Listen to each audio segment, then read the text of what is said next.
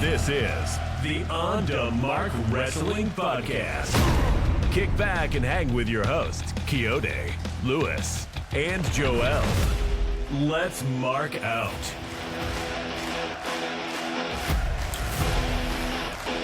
What's good, everybody? This is episode 112. No, you ain't seeing things. You got a bunch of marks and heels on your screen right now, y'all. This is on the Mark Wrestling Podcast, episode 112. I'm your boy, the producer, Quixote, joined by none other than Lewis, the administrator, Joel, the hater, and we got Aaron McKee from 404 Heelz in the house. Yo. And we would have Steph, but Steph's having technical difficulties. We working on it. Yeah. He'll be in and out. He's gonna be in and out. It's gonna be an AEW episode of run-ins, and this doesn't make sense. We're gonna work it out. But welcome to the show, y'all. We love to get these collabos going with 404, man. 404 is doing their thing out here, man. Aaron, man, listen. For the people who don't know you, tell the people what's up with the 404 Heelz, man. What y'all up to? Yeah, man, we was always texting back and forth all the time, and I was like, bro, let's just do a podcast, bro. You know what I'm saying? Like, and then we've been doing it for like almost 70 weeks. I don't know how many months that is, but it's been fun, man. It's been fun, man. Very nice. Just shop it. He got me into AEW. He's like, we do this podcast, you got to watch AEW. I was like, hell nah, bro. I ain't watching no AEW. And then, man, I'm a huge fan of AEW now. Yes, there man. you go. Welcome to the tribe, man. AEW the sickos. Yes, we're the sickos, man. And if you guys are out there listening, if you're watching on YouTube right now, we see that we got the 404 Heelz YouTube page up right now. Check them out. Instagram, all that good stuff. They're doing their thing right now, y'all. So I want to get right into it, man. I wish Steph was here, but he's going to run it. Hopefully he gets back in. But we got to talk about some stuff, man. The week and so in wrestling right now is bananas. I want to get right into it. John Cena, last Raw at MSG. I'm going to go around the room with the feelings. I'm going to give my quick feeling right now. I'm not going to lie. I ain't going to hold you. The Raw was fun. Now, would I have spent that much cash on it? Nah, son. No. And I'm easy 45, 55 minutes away on a good day, right? And I said to myself, you know what? It's Raw. It's MSG. Take the train. I'm in there in like 40 minutes. Boom, boom, whatever. But I said no. The prices are still crazy. Wasn't feeling it. Let's go with our Aaron, man. What were your thoughts on the Raw at MSG, man? The Raw overall, I thought was one of the best Raws of the year. It really was. It really was. Now, when John Cena came out and that match was announced, Judgment Day versus Sheamus, and I was like, man, I don't know if I want to see this. I don't want to see this for John Cena's last Raw. Yeah. But then it turned out to be a really good match, in my opinion. Steph wasn't high on it. I was high on it. It was all the nostalgia, all that good stuff. But it was a good farewell. I would have liked something bigger because we had the big names advertised for the Raw, and we just didn't see that type of match. But it was a good thing. I think it should have ended the show. Like I thought the last Raw, he should have ended the show. But other than that, great Raw, Cena. Shout out Madison Square Garden, man. Joel, what's your thoughts, bro? The Raw and MSG, man. Are we all in consensus right now? Yeah, I think honestly, Raw was probably the best Raw they've had since they've gone to Netflix, in my opinion. Like it was pretty good. We had a surprise title win with Maxine. We had the last segment was pretty good too, like the WarGames, the classic heels and baby faces going at it. You had the NYPD out there looking like clowns. I love seeing NYPD look like clowns, so that worked. But yeah, and then the Cena match, like Aaron said, I kind of wish they gave him like maybe a singles match, something like a banger of a classic. He's been doing these bangers with AJ Styles and You know, his match with Cody Rhodes at SummerSlam was pretty good. So it's like, I wish we kind of had that for the Madison Square Garden crowd, but it was almost like a house show. So they gave him like the house show vibes. That was a house show match. You know, they had a little fun spot with the all three of them doing the 5-knuckle shuffle and all that. So like it was definitely house show vibes. But shout out to the Judgment Day though, because like honestly, no other Yeah, gotta give it to Judgment Day. no other faction would have worked in that position right there, you know. And Right. and they were perfect heels. They had the crowd booing them right away. Dirty Dom continues to be the best heel that's almost gonna get cheered in soon enough. But yeah, man, it was a fun match for what it was. I would have preferred a singles match, but I can't hate. It was fun. The crowd went happy, so you know what it is. The administrator himself, was you feeling the Raw? Yeah, I think we all are in general consensus. So I got to agree with these esteemed gentlemen here. This was one of the best Raws of 2025 by far. The crowd was hot through and through. Shout out to New York City. You know, I was a little critical in the beginning, you know, kind of like what Aaron was saying, how it kind of felt weird for that to be John Cena's last match at the Garden. But as the show progressed and, you know, I started reflecting on it, John Cena just looked happy, like as he was walking away. And you could, judging by the elation on his face when he's got Rey Mysterio on his back, and ultimately that's what it's about, right? You send the fans home happy. You know, it doesn't always have to be like a championship moment or a 5-star classic main event. It doesn't have to always be that. At the end of the day, pro wrestling is supposed to be fun, and this Raw was it was very it encapsulated the fun factor that's been missing from WWE television as of late. So, you know, Good point. John Cena opening up the show, the surprise returns of Brock Lesnar, Roman Reigns closing out the show, that the wild, chaotic, you know, full of pandemonium, that whole segment, the surprise return of Dolph Ziggler. You had like Joel said, the women's IC title match. It was overall a fun episode of Raw. And I only hope that they could continue this on a weekly basis where it could just be straight up fun and not insulting the viewers' intelligence and just not being dull. You know, I didn't get dull vibes from Raw this week. So, yeah, shout out to WWE, man. We're very critical of WWE a lot, but when they get it right, they get it right. So, there's that.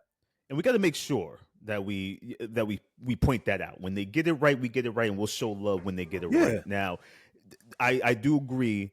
I think the Cena thing Cena should have probably ended the show, but knowing what we know now in terms of Brock and Roman and the brawl and the New York City cops in their Halloween costumes looking like morons. I popped so hard for that, bro. Like when I saw the cops getting speared through the barricade, That's uniform awesome. Looks jacked. Like it looks like you bought that from like Sheen or something like that, or shit didn't even match. Didn't even match, bro. Like, hey, look, we all grew up in New York City, so we know. Like, what is this? These are New York City cops. What is this? It just looked ridiculous, but I enjoyed it. I laughed. It was like Lewis said, it was a fun factor to the show. And I'm sure if I went to the show, I would probably have a good time. But that entry fee was what got me. Because if you break it down, y'all, let me just break this down with you, right? Not only do you have to get to the city, which is going to cost you either gas, parking, and or a train ticket. You got to buy food, which is about $75 for a hot dog in Madison Square Garden. then you're going to go to the merch table, which is about another $65 for the shirt or whatever you're going. Like it just is ridiculous. So. Yeah. You got to pick and choose your battles with some of these shows, man. You got to really pick. Now, I did want to bring up one thing about Raw at MSG before we move. I got to bring this up. Becky losing the title to my girl. What's Maxine Dupree. Maxine. I don't hate it, but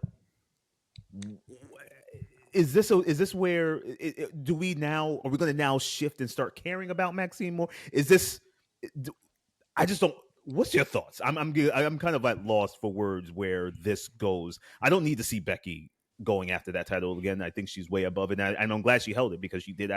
She probably added some prestige to it. Oh yeah. But fellas, where are we going with this Maxine thing? Aaron, what's your thoughts, man? It's going to be the shortest title reign we've seen in a long time, man. It's going to be short. It's going to be short. I get it. They're giving it to her for the progress she's made as a wrestler. Because if you look at her first match, terrible. She is getting better. And I do credit Becky for anytime. I'm not a big Becky fan. I wasn't. But anytime someone wrestles Becky, they have their best match against Becky. All the time. Look at Tiffany Stratton on the main roster. The last time she had her best match was against Becky Lynch for the NXT title. You know what I'm saying? True. So, but I mean, I just think it's like here you go. You're going to be a filler for what there's no way she holds this belt till WrestleMania, right? There's no way. WrestleMania? Yeah. WrestleMania. I don't think so. I don't think she holds that belt till WrestleMania. I'd be shocked if she holds it till next week is Survivor Series. Yeah. Then we got Rumble. She's not keeping that till Rumble. I'm gonna say that. Okay. She's not keeping that. Steph is in the house. Steph, what's going on, baby? Man, what the fuck going on with this shit, bro? God damn, man. These motherfuckers, I don't know what the hell is going on with this I'm shit, putting bro. complaints to Riverside as we speak. I'm writing the notes right now, man. But we're glad you're here, man. We were just talking about the Raw at MSG. Any quick thoughts before because we were just talking about Becky losing the title to Maxine. We were talking about wrong person to lose the title to, but we like me and Aaron was talking about it last night on our weekly review. We already knew that was happening because who gets 3 title shots in the consecutive row when she ain't did nothing beforehand. So I was like, they gonna go after the second title. I was like, they're gonna give it to her. They're gonna give it to her. Just waiting for a big moment. And she won it with a crossbody block from the top rope. How about that in 2025? Yeah, that was crazy. Nobody's talking about. I just realized that literally nobody's talking about the fact that Becky Lynch got pinned off of a crossbody. Like what? Right. She took it back old school. She took it back. Nah, I will say though, I'm digging the little like meta storyline they're telling between Becky and that ref. The female ref, Jessica Carr. Because she can wrestle. She can wrestle. Exactly. Yeah. She's been training to wrestle. So I don't know if this is leading to the ref becomes wrestler spot that we haven't seen in like 20 years. Great point. Back in the day. Point. So I'm wondering if that's where we're headed to, because maybe it was a fast count, maybe whatever. Becky has a way of getting back at that ref somehow. Maybe that's what this is all leading to, and it makes sense because Becky, like Aaron said, like she's kind of known for elevating people at this point. So if you want to elevate a referee turned wrestler, who better than Becky Lynch? So I don't know if they'll go fully with it, but it's interesting that there is a little like meta storyline being told in the background. And I will say, I agree with you, Aaron. Like I wasn't big on Becky for a minute. This is probably the most entertained I've been by her. This is the most I actually want to see her on my screen. Is everything she's doing right now? Like this, I'm loving this heel run of Becky's, man. And again, she doesn't even need the Intercontinental, the women's Intercontinental title. But I do agree with you, though. It will be the shortest reign that we have seen in a long time, and I'm okay with that. I'm okay with that. Before Maxine gets future endeavored, we are gonna. I want to enjoy this run. I do want to enjoy it. She's gonna get future endeavored. We all know it. We all know it. We know the signs. We've been watching wrestling for years. We know the signs. This is a test run. Yeah, we're gonna see what she can do on screen, promos, in ring. She's still massively green on in the ring. I don't know what she's gonna be. Who they gonna put her up against that's gonna make her look good? Like I have no idea. But we'll see, man. Steph, do you have any thoughts on anything on Raw, man? Real quick. Nope. No thoughts. Next call. But yeah, man, a little Raw on MSG, y'all. Now I want to get to we got Survivor Series coming up. War Games. We got the team. War Games. They got the teams lined up. Yeah. We need Regal. They got the teams lined up. We are getting ready for it. The card looks actually pretty solid. I can't believe I'm saying it, but it looks pretty solid in terms of a card. Now I got to go to my administrator for this, man. First, we got to go to the administrator for this. You brought up a very good point, man. What was or your favorite Survivor Series moment? For favorite Survivor Series moment, Lewis. Lewis, I know you got some incredible stat that we haven't even thought of, or a match that we don't even remember, but you do. What you got on your list, man? I thought you'd never ask.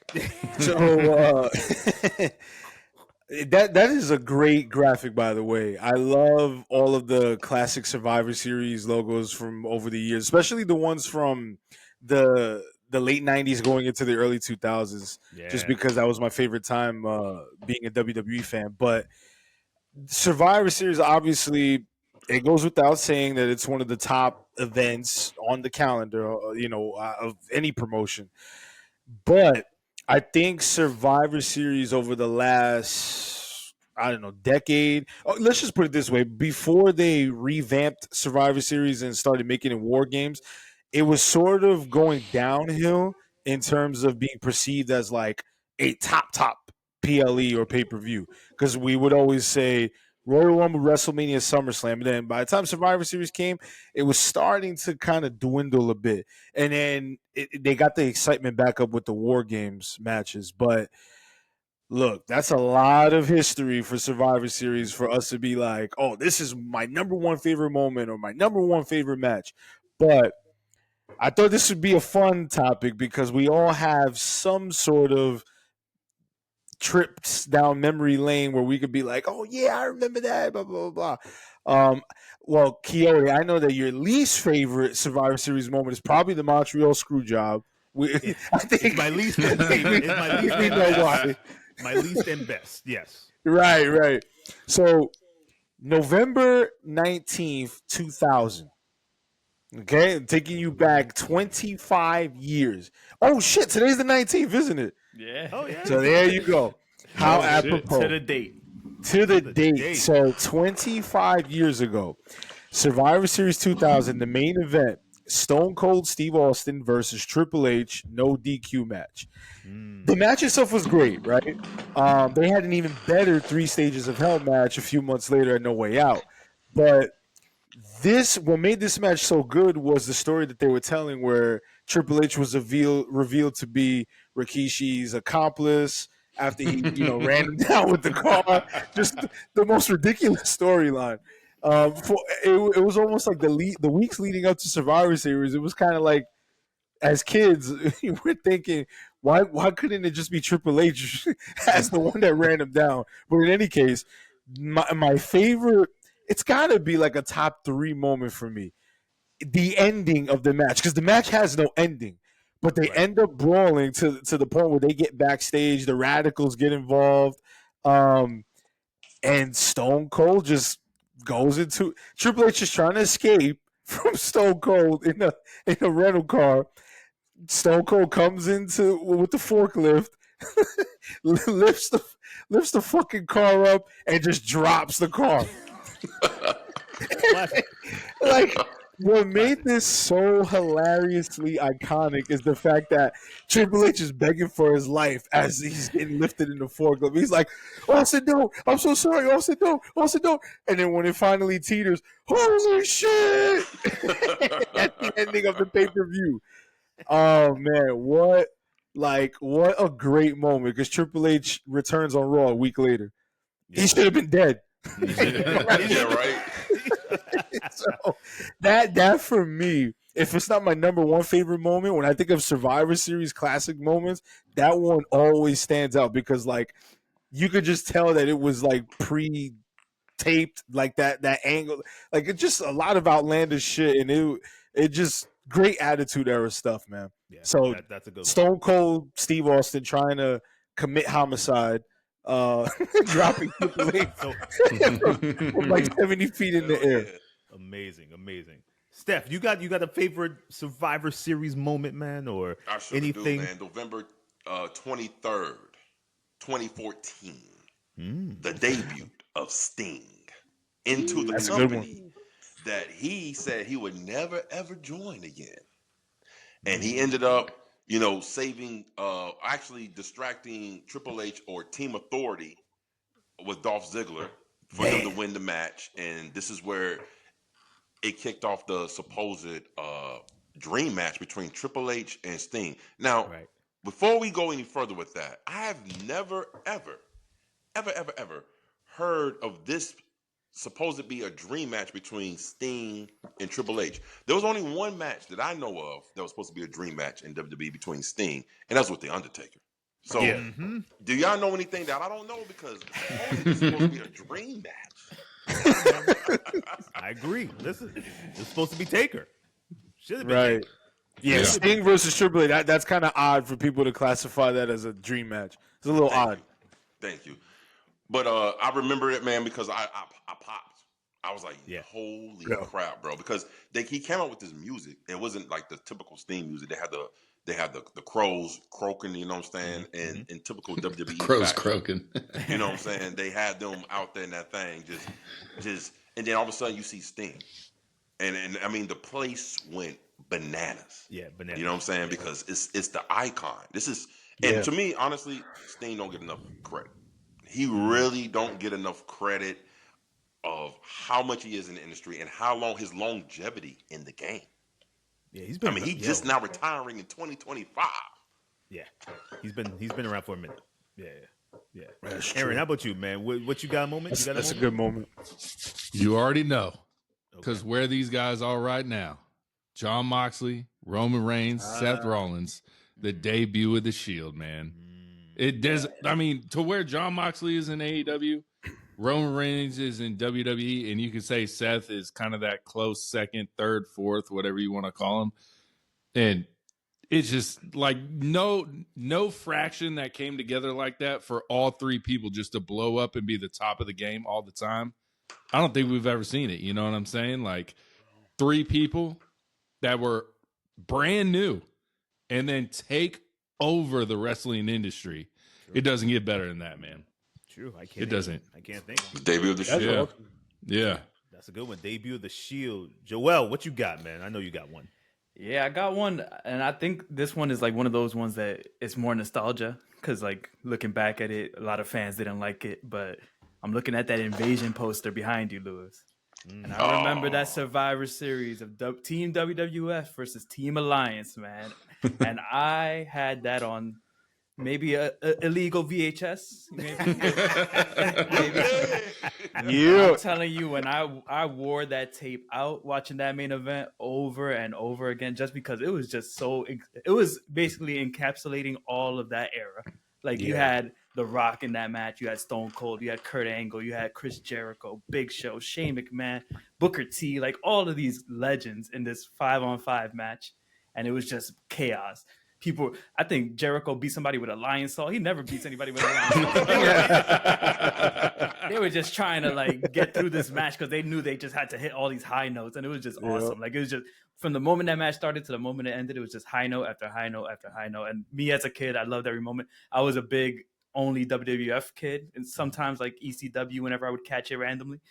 So like I just was like, yeah, let's go Team WWF as a kid. So I was just mad hype when that match happened. The Rock getting the final victory at the end of it, awesome time. You know, me and Lou were Rock kids growing up, so I was ecstatic, man. So yeah, that's definitely my favorite Survivor Series right there. I got a question for Joel, my man. So you was a big WWF fan growing up. Did you watch any WCW? I mean, I didn't watch much WCW just because like it was one of those things where like I grew up WWF, my cousins put me onto WWF. So then like I didn't even know WCW was a thing really. And then like when I got older and like I became like a big fan of everything, that's when I went back and watched like the whole Monday Night Wars from top to end and shit. But like at the time I was straight WWF kid. I knew about like NWO because they got so big. Right. Besides that, I was like straight WWF. Okay. So to me, the invasion angle, it lost a lot of steam because when I'm from the ATL, and yes, WCW headquarters. So when we saw a bunch of third stringers and jobbers coming out representing WCW. I said, wait a minute. This ain't it. This is not it. So so the invasion angle was something that I've always was like, you know what I'm saying? I kind of like put a better eye out of it because it wasn't it would have been Goldberg, Kevin Nash, Scott Hall, Hogan, Ric Flair, Demon, like those type of dudes coming immediately. Oh my God, we had gold. Would have been crazy. Would have been crazy. That would have been crazy. Shout out to Joel's pick because that elimination match from 2001 might be my favorite match in Survivor Series history. I love it. Okay, yeah. Fellas, I gotta, and Lewis already said it. I got a best and worst moment in the history. That's your man, Quixote. My man Brett got screwed right before he was leaving for a bigger check. He got screwed. My man Brett in his hometown, into his country, his people, Montreal. That crowd. First off, guys, I don't know if you've gone back and watched this pay-per-view. That crowd was on fire. For this match. It was. Yeah. I thought a riot was gonna when I first watched this. I thought a riot was gonna happen. I thought they were gonna break down the barricades and all that stuff. But I tell you one thing though, my Brett went berserk. My man broke about $50,000 worth of equipment. He's spinning Vince's face, punched him in the back. Like this was a wild match, and watching it now, knowing what we know now, you can almost see that this was a setup. Like back in the day. You thought to yourself, oh, it's just you're watching it live, you don't think anything of it. But us knowing what happened and you're watching everything play out, something in the air was just not. It was something was off with everything. Yeah. And you could tell something was going down. Why is Vince there? Why is why is Vince and two officials in the moment? Like, why are they there? What's the point? What this ain't nothing to do with storyline. There was no story with them. Why are they there, right? And I think Brett knew it too. But to me, this was one of my favorite and best, favorite and worst moments of a Survivor Series. Is there a chance? What % chance do you give that it was all planned and a work, bro? 0? Are you on the 0? It was 0% chance that it was a work. Damn. That's a there's question always been that thing. Everyone always talks about it. Work, shoot. It could damn. I'm gonna the fan in me of my boy Brett is saying they screwed him hard. Like he had no idea. He was going out there and being the professional he is, going out there handing out the glasses to a little kid in the audience. Yeah, he was doing all that. But the guy in me who knows pro wrestling makes me think that there was some sort of convo like, listen, man, this is what might go down. Or heads up, you ain't leaving with this belt, which was clear.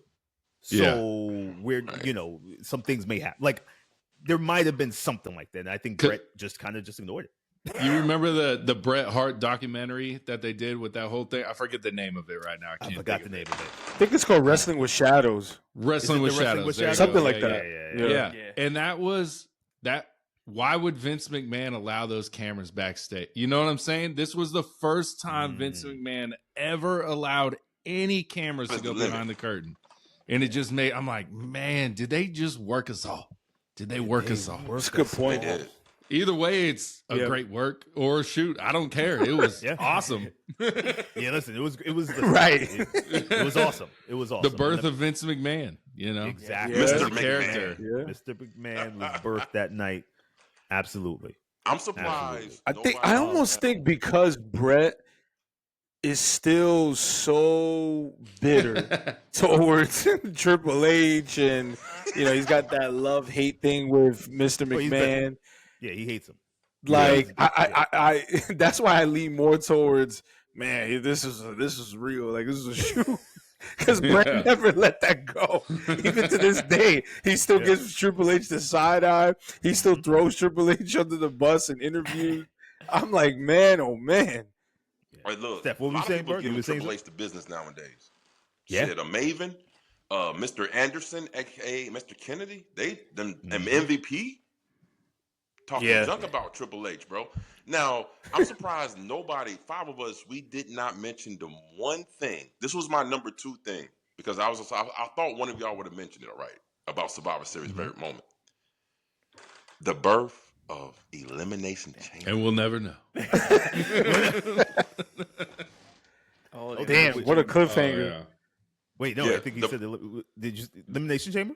The the birth first of the ever Elimination Elimination Chamber Chamber. happened at Yeah, Survivor. The that's a great shout right there. Chamber happened at Survivor Series. Yes, That's a great November 17th, 2002, Madison Square Garden. Yes, sir. Yeah. Yes, sir. I fucking love that Survivor Series. Yeah, I'm talking that's about like the this was best. the real chamber, not the chamber with Yeah. the padded on the outside. They had the griddle Yeah. outside the ring when they were getting slammed on that Yeah. thing. Look, come on now. Yeah. I didn't even. It's yeah, funny too. good I, point. I think to this day that's still the best chamber match in my opinion. It is. The first one is the best one in my opinion. Mm-hmm. Such a good I think match. so, You can too. Go back and watch it now. It's so good. And like, yo, the excitement around Shawn Michaels actually winning and yo, I remember that shit like it was yesterday. Like I terrible fucking Brown. jumped up and down with. Do you believe in miracles? Like, oh man, such good stuff, man. Really, oh, fucking man. I'm not sleeping tonight. Yeah, I think I had to watch that. Watching all these old matches. Yeah, man. Damn. Yo. Yeah, I gotta check that. I don't. Yeah, I gotta. You. It's been decades of this of WWE just hitting us with stuff that obviously we're gonna forget it all. Because I didn't even think about the birth of the Elimination Chamber, which makes Right? so much sense. Yeah, that was a good one. Now, fellas, listen, we're coming up on this Survivor Series WarGames. What is it? San Diego? They're doing this. San Diego Padres San Stadium. Diego, the Padres. So I'm thinking this is going to be pretty big because this is the first. I think this is the first. No. Because they were in Houston for a Rumble in a baseball stadium, right? I went to Tampa for the Royal Rumble when Cody won his second one, and that was in the baseball stadium. That was the baseball stadium. Baseball stadiums suck for professional wrestling. Terrible. Bro, you're in the outfield. It's so far away from the ring. All you do is watch the screen the whole time. The whole time. Yeah, kind of. I you know what? I never put that together because I went to All In. That was at Globe Life Field, and then I also went to Royal Rumble 2020. And you know what, Aaron? You're right. It's not the best optic wise. I mean, I had a great time at both events, but for the optics, it's not the best. Yeah. Yeah. Baseball fields, I'm curious for you guys, fellas. A question for the table. Or a question for the table, man. What are you guys expecting out of the men's Royal Rumble match, man? I mean the Survivor Series WarGames match. Are y'all thinking someone's gonna get made in this? Like, are we getting like the birth of that, like a Bron coming out party where he's now officially the man? Are we getting somebody getting put over? We got some big names in this match. Is there a reason for all of this, or are we just gonna get a traditional WarGames match and call it a night? Steph, you got a thought? What do you think? It's what I think. What if I would have a booking hat on? I would make Bron Breakker the man. I would let him. I would let this be Bron Breakker's coming out party, right? Yeah. But in reality, I don't party. think that's going to happen. I hope it does, but it's not going to happen because of the E-style booking. This is just a star-studded match just to combat with blood and guts from AEW. So this is what WWE do. They say, hey, check this out. We got the stars. We're going to bring it over here, right? AEW say, we don't have the stars on the same caliber. Well, we're going to show you the intensity of the match that we're going to show that you can't do on your TV because you are a public traded company and you're public, right? This is what they're going to do. So do I think this match is going to be good? I have high hopes. But do I think it's going to solidify anybody? I hope it does for Bron Breakker because he is clearly the future. And just to throw this out here, I honestly feel like Bron Breakker should be the opponent that John Cena faces for his last match. Just to let that boy put him on top. Because besides Bron Breakker, who else in the WWE has a brighter future? Good point. I can't even think how they're going to get there with the John Cena final opponent. I mean, they won't. It's over with. Yeah. I don't know. Yeah, he ain't even in the tournament. Yeah, he's like, Bron's in the tournament. But listen, but WWE is smart because who wasn't in the tournament, but is also at the same time still having a program with John Cena, Dominic Mysterio. Now, wait, say that again about Dominic? So Dominic Mysterio was not in the tournament. So it was a lot of outcry like Dom should be the next dude to take the pin and put him over and stuff. But he's not in the tournament, but yet he's still getting a lot of rub from John Cena. This will be his second match with John Cena without being in the tournament. So this was kind of smart booking from WWE's part by adding in Dominic Mysterio without putting him in the tournament, but still getting the rub from Cena. This was good. I mean, Dom. Well, this is where Survivor. So Dom, to me, Dom is going to win that title back. He's going to hands down. He's going to win that title back, right? Which further leads me to believe that whoever Cena goes against at Saturday night's main event will lose to Cena. Now, I don't know if you choose a guy who can take a loss or do you choose a guy who you want to put over and it won't really hit them, but it made them basically. I don't know. Joel, what's your thoughts, man? What do you think? Man, if we're talking about John Cena's last match, I think I said it a while back on the show, and I still believe it. It should be Carmelo Hayes. Carmelo Hayes needs something. He needs something. This guy has it all. He's a great wrestler. He's great on the mic, confident as hell, but he just needs something. Just give him something, a story, something to latch onto. Let him be the guy who retired Cena. Let him be the guy who almost beat Cena. Whatever it is, it makes sense. They're both Boston dudes. He's passing the torch on to somebody new. True. It makes sense to me. I don't know. And Melo's in the tournament too, so hopefully we do it. Because if it's anybody else in this tournament, do we really want to see Sheamus versus Cena? Like, no, we hell, we don't know. Hell no, we said that 1,000 times, bro. No. Like Bronson Reed versus Cena. Like, what are we doing here? Like, what are we doing here? Come on. Exactly. Aaron, what's your thoughts, man? What do you see? Cena's last match from Survivor Series to Saturday night's main event. How we getting?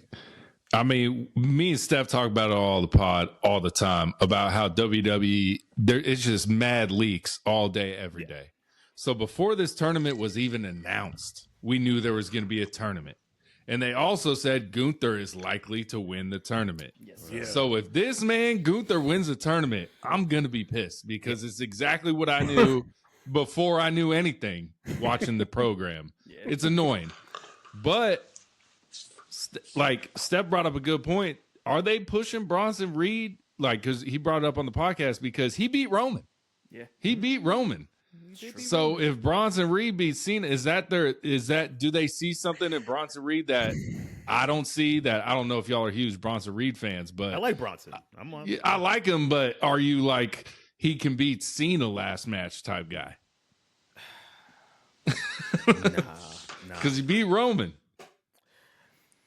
I'm kind of with Joel. I kind of want to see a young gun. You know, Bronson's young, but I'm talking like a dude that could really use it. And especially since that Saturday night main event is going to be NXT versus main roster, it makes sense for them to push the youngest guy in the tournament. It makes sense. There you go. But if it's Gunther, I'm mad.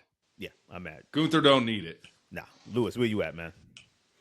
Shit, Aaron. Quite on the contrary, Gunther probably does need it. Ooh, yeah, you know what? Because I think Gunther has taken so much damage this year ever since dropping the world title. Yeah. Like, I think. I don't know, man. I'm gonna respectfully disagree. I think Gunther badly needs to retire John Cena to get his monster claim back. You know what I mean? But if I had a choice, it would absolutely be Bron Breakker. Absolutely. Yeah. But he's not in the tournament. So he's not in the tournament. Yeah. And I wonder if they did that on purpose, like to keep them to not. because I feel, man, I don't know, because you're right, Lou. Because if Gunther faces John, Gunther's to me has to win. Gunther can't take another. You cannot. Gunther can't take another loss. Yeah, that would be nuts. But then if it's Bron, or if it would have been Bron, I wouldn't want Bron to lose in that situation either. Because hell no, hell no. Bron Breakker's gonna win the Royal Rumble. He's my pick for winning the Royal Rumble. That's my prediction on this episode. Bron Breakker will win the 2026 Royal Rumble in Saudi Arabia. Wow. Oh Lord, Saudi I don't think I Arabia. Here we disagree. go. I don't think I disagree. The administrator just stamped it. Yeah, I don't see Braun winning just because I think the end goal there is Braun versus Roman. So I don't think they need a title there. So I don't see Braun winning the Rumble, but I see him getting a big Mania spot anyway. Damn. Good point. Yeah, I think so. Yeah, Where you guys at, if he fellas? doesn't, but I still think he's gonna win. Damn it. Yeah. I know we're jumping around a lot, but Aaron, Steph, now we're on the Rumble talk. Yeah. Lewis, Wait, Joel let brought up me good a- points. Let me ask y'all three this, and I ask Steph this: has John Cena's final run hurt the booking in WWE? Let me 100%. one. Yeah, I think so, and I think it's been done inadvertently, but it's because John Cena is too big of a star for them not to divert most of their attention to, right? Like that's like if you were having an official retirement tour for The Rock or Austin or Triple H, you know, like most of the attention is gonna go towards that, and then all other booking is gonna kind of, you know, it's not going to be high on the priority list. Yeah. I don't know. What do y'all think? I definitely think it hurt the booking. I think they had to divert a lot of attention, resources. I don't think Seth getting hurt helped. I think that also had the writers scrambling and the creative scrambling to try to find out what to do with that. So Cena didn't help. Like, that whole, but don't get me on Cena. Now I'm gonna the Cena botched heel. This heel turn should have been legendary. I'm talking Hogan NWO, John Cena turn to that should have been the order. So much potential. So much potential. I said on this show last week that they should have just done the John Cena retirement tour. Just go around, have him beat people up, have him cheer out, getting cheered, kissing babies and all that. Whatever he needs to do to just be good old John Cena. I would have loved that. Bring some old timers back, bring people back that we didn't think he would wrestle again. Anything but what they gave us. What they're giving us now, I'm okay with because I ain't got no choice. So I gotta be okay with it. But if they gave us something different, this heel turn could have been what we would have gotten. Put it this way: if they executed it well, we would have gotten everything The Rock didn't do with Cody. If it was that good, we would have been like, "Yo, you know what? It would have been nice to see The Rock, but what they gave us with Cena makes up for all that nonsense that they didn't give us with The Rock." I would have taken that as like, "Thank you, like here you go. We apologize for not giving you Rock." But what they didn't do, is give me Cena that I care about. And actually, man, I don't care about this run. I'm just in it because it's almost over, and I'm just glad to kind of see it over. I'm done. I'm done. Yep. That was my thoughts exactly. It should have been babyface John Cena from beginning to end. What he's been known for since he started, you know what I'm saying? It should have been babyface run. It caps off a nice little So, but now we got this fumble of like the heel turn. That was honestly, that had to be one of the weirdest points in WWE history that I can remember. Like, wow, what is going on here? It got to the point where Cena was coming out every SmackDown or Raw, cutting a promo, and he kept changing the reason why he turned heel. And that's why I was like, this ain't properly booked right. It didn't make any sense. It didn't make any true. sense. It didn't make any sense. No sense, bro. But I want to get into something, fellas. We got a huge. We got to look at AEW and WWE and where they are right now. right? We gotta the state of not the state, but in 2025, fellas, who would you rate as the MVP of pro wrestling out of AEW, WWE 2025? And take everything Good into question. it. Take everything That's into it, good. from creative to matches to story. Take everything into account. Who won this battle?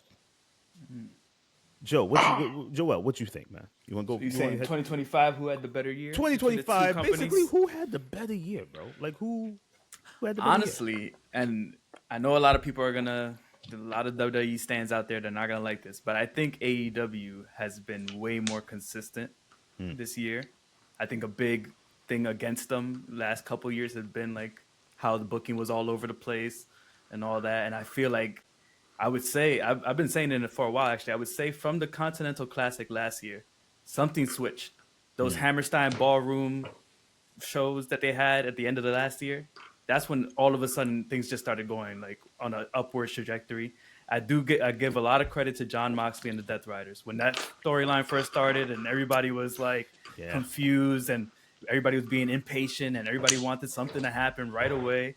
There was so many people that were against it, but they went through it, stuck through it.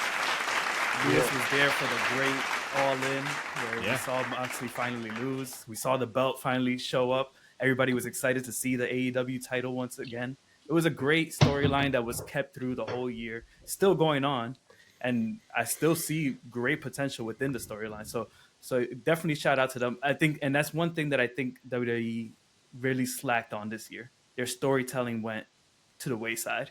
It all became about moments, big moments, ESPN debut, Netflix debut, all these things. They stopped caring about actually telling a story that makes me want to watch the next week. If you told me right now, like, hey, what are you looking forward to on Raw? I can't really say much because there's not something that's happening weekly. You know, it's true. It's true. I hate to say it. I'm a huge WWE fan at the end of the day, AEW fan as well. I want both shows to be great. I want to be able to tune in and actually say, I'm having a good time. I'm actually enjoying what I'm watching. Like Lewis said, it seems like a lot of the times we're watching Raw, we're watching SmackDown, it seems kind of dull. They're doing the bare minimum.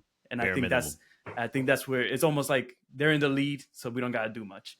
But AEW slowly chomping at the heels.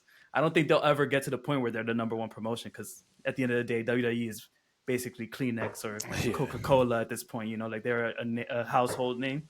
But creatively and just like putting on great shows, being known as like where you want to watch a actual good quality pay-per-view or PLE, you're gonna choose the AEW, and the fans are starting to realize that too. I feel like you're gonna choose AEW over a PLE, WWE PLE, where you're gonna get 4 matches and maybe one of them will be a 5-star match.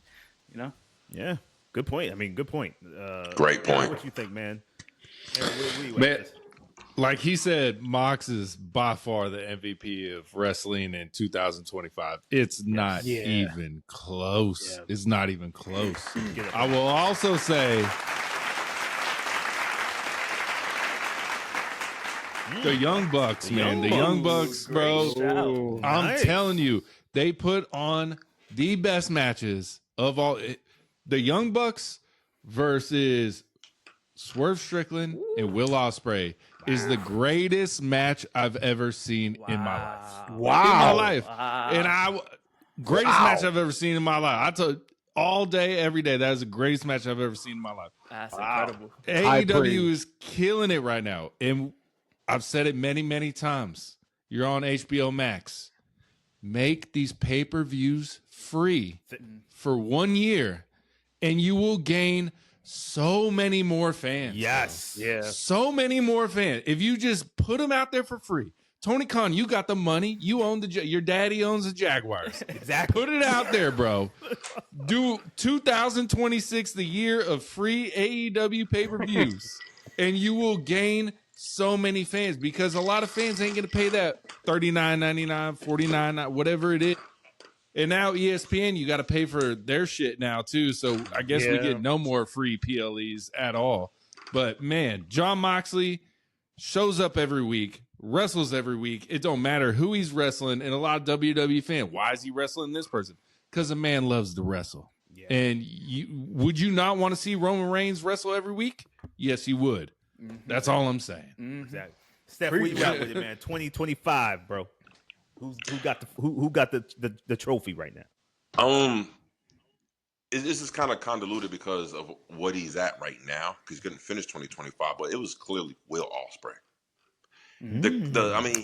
Not too many people had 5-star match after 5-star match after 5-star match with no botches, clean cut in the ring, great promo, great storylines, everything that you want in the pro wrestler. Even when the John Moxley and the Death Rider storyline was getting shitted on by the IWC, it was Will Ospreay who was the consistent.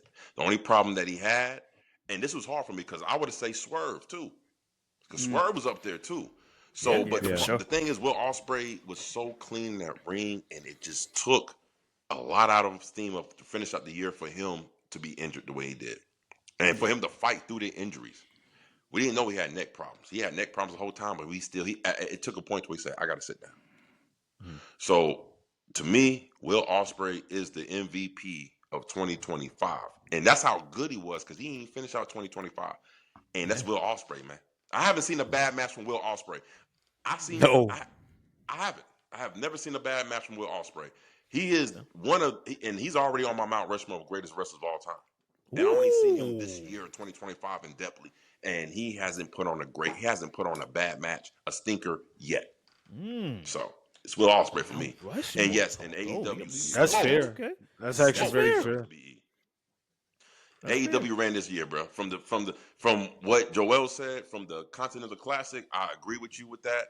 From the time that happened to all the way now, AEW, they smoked the E. Like it's not even a competition. It's like we all know. The streets talk, and the internet streets saying AEW. I haven't seen so many people flip flop back to AEW so long. I said, "Oh, look at this! A lot more."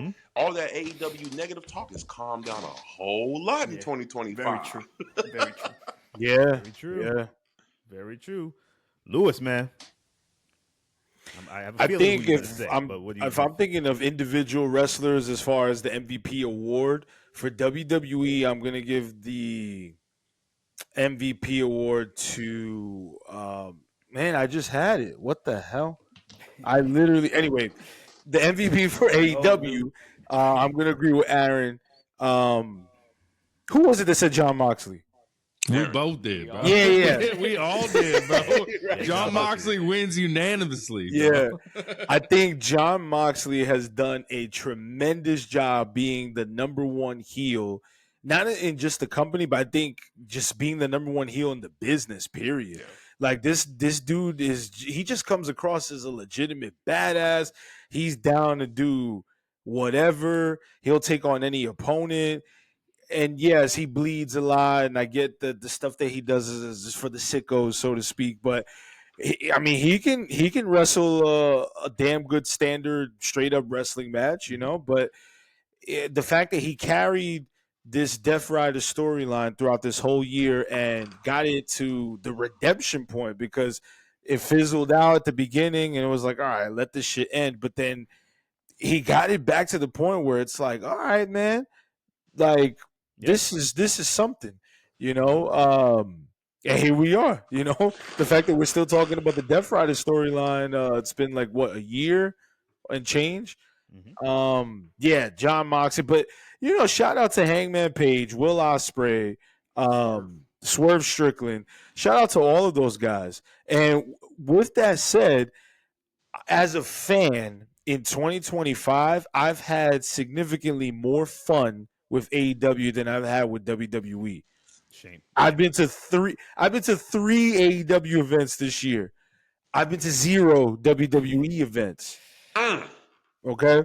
So I'm just saying, if I really wanted to make the effort to attend a WWE show while they were in Houston this year, I would have gone. But AEW is just, I don't know, man. They've got me hooked. I feel like if I'm dishing out my hard-earned money to attend a live event, I'm gonna get the most bang for my buck, whether it's a Collision, a Dynamite, or a pay-per-view. And then if I'm watching from home, on a weekly basis on HBO Max.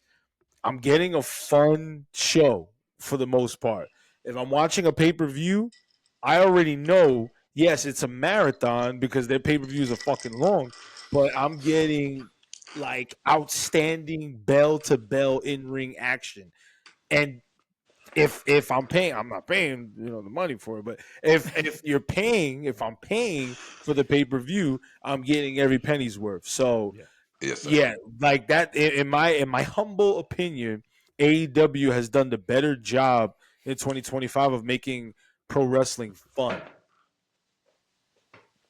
I agree. Them boys right there. Yeah, AEW. I agree. I agree, man. I think, AEW by far.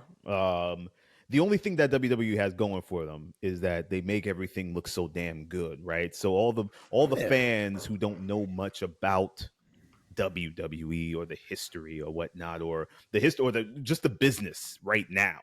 You're going to get those younger fans who look at WWE and they see the lights and the pyro and the screens and the crowds, arenas and all that stuff. And they're going to be like, oh, this is the better product because they're just looking at it that way, right? But if you get people who actually know what wrestling is, right, and you're looking at the product as a whole from top to bottom, aside from ticket sales, aside from the lights and all that stuff, AEW clearly proved themselves in 2025 to be the redemption story of like, okay, we were down a couple of years, we're back, we got stories, we got the wrestling, and very soon, in my opinion, they're gonna get the crowds back, and they're gonna start selling out arenas. They're gonna start doing all of that. It is going to happen. It is going to happen. So WWE is on this high. They got the TV deals. They got the Saudi money. They got the ESPN money, the Mickey Mouse money. They got all of it. They got all of it. And good for them. The Mouse is paying. Listen, I know, like, yo, listen, we'll take you. We'll and good for them. Good for them. But when there's really high highs, there's really low lows in the business. And when the business go low, those ticket prices go back to $25 for four seats. Yeah. You know what I'm saying? Like, yes, the buy one, get three free, like that type of thing. And when that happens, it all equal out. And then we'll see AEW come up again. But that's not going to, I'm not saying AEW, that's going to take that long for AEW, but I'm just saying there's ebbs and flows to the business. So we'll see what that goes. We'll see how that goes in terms of what 2026 looks like. Steph, looks. So I always, man, I talk this with Aaron all the time, and I always use this as an analogy. Hip hop, we all know the commercial cut. I felt like it was good too. Yeah. We already Wait, Aaron, say it. No, Steph, say it again. Say what you're saying. So when it comes to hip hop, we know the commercial cuts, right? We know the hits that make the album that everybody want to go get, right? AEW is the street cuts, like the one song that everybody know. If you bought the album, did you hear that track right there? That's better than the cuts, and that's what AEW is to the pro wrestling industry. Because WWE is the mainstream in the club. We doing some things. Oh yeah, that sounds good. But yo, AEW was in the streets, and they were the cut that was unfound on the album, and you only knew about it when you talked to other people who bought the album, who listened to the album, like. Yo, track 12? Did you just listen to that? I'm trying to think of like an album, okay, Jay-Z's Blueprint album, right? Oh yeah. There you go. He had Girls. He had Cry. But what was the cut on the streets that everybody was talking about? And it wasn't even a video. It wasn't giving it a lot of airplay like that on the radio. It was the song with Eminem. Renegade. And Jay-Z. Renegade. Oh, Renegade. He had Renegade and You Don't Know. Those are two albums because they didn't have videos, but they got significant airplay. And everybody knows those records. There you go. That's AEW right now. They in the streets and they are pumping and they thumping. So yes, it's going to take but a little bit of time for them to get back where they need to be. Trust me. It ain't going to be too long. I like that. That. I agree. That's a good one. That's a good point. Listen, man. Any final thoughts before we go? We hit some subjects. I just want to make sure we covered everything on episode 112 on the Mark Wrestling Podcast. We joined, just if you guys are tuning in or if you want to skim through this is the 404 Heelz with us. We got Steph and Aaron. We gotta come to your home turf, man. We gotta get the host running. We gotta get you back. We gotta come to your house. And see what's up over there. Oh yeah. Definitely. But appreciate y'all joining. But fellas, any final thoughts before we go? Just around the room. Aaron, yes. I'm gonna say 2026. I'm a huge WWE fan. They'll get back on track, bro. They will get back on track. Hopefully, Roman's around a lot more. Liv's coming back. Yeah, I got hope, bro. I got hope. Seth will come back from his injury. I got hope. I got hope for WWE still. I love both products. But I want both of them to be good at all times. That way I can watch 4 shows a week that I'm entertained the whole time. Yeah. So I got faith. Man. Absolutely. Lewis, what you got? Yeah. Any final thoughts, Lewis? No, man. I want to thank you, esteemed gentlemen from 404 Heelz podcast. I love collaborating. You know, wrestling talk is always healthy. You know, we're consumers. We watch the product. We pay to go to live events. We pay for merchandise. But I think there's a lot of power and value in having discourse like this. So you know, that's what keeps the industry alive too. Yeah, man. Definitely. Joel, what you got, man? Yeah, man. Same. Just want to thank you guys for joining the pod. Great time speaking some graps with you guys. And yeah, I agree with Aaron's sentiments, man. I want the business as a whole to be good. I want to watch wrestling every day of the week if I had a chance and be like, I was entertained. I don't want to have to watch Raw just to keep up so I can actually have something to talk about on the podcast. I want to actually watch Raw and be entertained. Yeah. Yes, sir. Steph, how about you, man? I'm gonna say some ruckus shit. That's just what I do. But I'm gonna say right now, hey, Survivor Series better deliver, because we already know how it's gonna happen. Because as soon as Survivor Series don't deliver, For sure. they're gonna compare it to Blood and Guts. Wait, Steph, say it again. I think that was Steph's outro. I think you know The outro. He No, just shit, I'm got back thrown through again. the table, bro. That's what just happened. What part did y'all leave out on that y'all not here? The whole thing. the whole thing. Okay. Well, I said that I hope Survivor Series lives up, the War Game matches live up to the hype, because if they don't, they're going to compare it to Blood and Guts, and that's not a good look for the E. Oh yeah. Ooh, That's a great point. That's exactly what's going to happen, bro. good. Definitely They the better, women's they match. better, they better deliver. Definitely the women's match. Deliver. Yeah. And to me, I don't think they're going to deliver, bro, because it's too soft. It's that Performance X type wrestling in the ring. It don't look like they really busting their ass in that ring in WWE. It looks like they 1000% the agree kicks with don't you. look hard. The punches don't look sold. I don't know. It ain't it. It ain't it right now. I They agree need with to you. find their groove back in the day like they used to. Yeah. Listen, man. I think agree. everybody. I think especially the men on the men's side. You got a bunch of old dudes on that side for number one. I mean, they're older. And here's the thing. They don't want to get hurt. So They ain't taking bumps. So they ain't taking those bumps like that no more, man. Yeah. So we can already say that Blood and Guts is by far going to be better than Survivor. I don't even need to see Survivor Series unless someone's head gets chopped off on Survivor Series. I don't think anybody on this panel is going to say, "Yo, Survivor Series, they delivered. They came hard." But Blood and Guts was nothing compared to Survivor. Unless something crazy happens, I don't have any faith in WWE delivering. But I hope in 2026, like Aaron said, that they get back on track, right? They made their money in 24, 25. Hopefully in 26, they look at themselves and like, okay, let's tell some stories and let's get back to some wrestling here. We got the money, so let's just be creative, for God's sakes. Let's just do some stuff. So hopefully that happens. We'll see. But fellas, it's been a pleasure, y'all. This is episode 112 of On the Mark Wrestling Podcast, joined by none other than the 4-4 Heelz, Steph and Aaron, y'all. Check them out, YouTube page, Instagram, they're doing their thing. Get some of that woo drink. Y'all need to package some of that stuff up and send them to the On the Mark headquarters. Hell yeah. We need to get some of that. I don't know if I can drink that on air, though. I don't know if I can drink. But fellas, thank y'all for joining us, man. Until next time, peace. Appreciate it. You have just listened to the On the Mark Wrestling Podcast, a Scriptly adapted production. Follow us on Instagram, Facebook, TikTok, and YouTube at On the Mark Wrestling. And email us on onthemarkpodcast@gmail.com.